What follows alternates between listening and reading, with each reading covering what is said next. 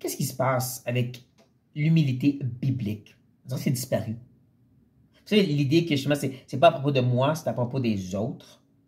Comprenez-moi, c'est pas de nier nos capacités ou nos idées. Au contraire, la Bible dit qu'on a été donné des dons. Mais c'est de dire, je peux les mettre de côté et laisser les autres en avant. En d'autres mots, si on parle de ministère, même si je serais bien capable et j'ai les dons pour faire cette œuvre, mais toi aussi, tu peux dire, toi, vas-y. Oui, si j'ai toutes sortes de bonnes idées et c'est souvent très bon de dire, non, comment toi tu voudrais faire la chose? Oui, il y a un appel à l'excellence dans la Bible, mais il y a encore plus un appel à l'humilité. Beaucoup plus un appel à justement s'oublier soi-même, même si on est capable, et d'honorer les autres avant.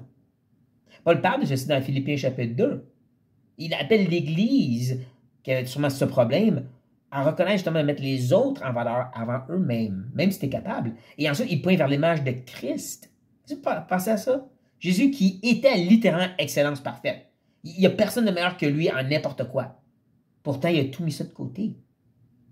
Et non seulement il est venu nous sauver, qui est extraordinaire, mais aussi pour nous servir, Paul dit. Pas juste l'humanité qui a pris, l'humanité qui sert. Et comme étant dans son ministère, où est-ce qu'on ressent justement qu'il est un peu troublé par le manque de foi, l'incrédulité, race de vipère.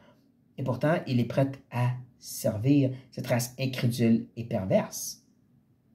Ça, c'est un bon exemple pour nous. Si lui qui est dans l'excellence était si prêt à se donner pour les autres et les honorer, n'est-ce pas encore plus nous?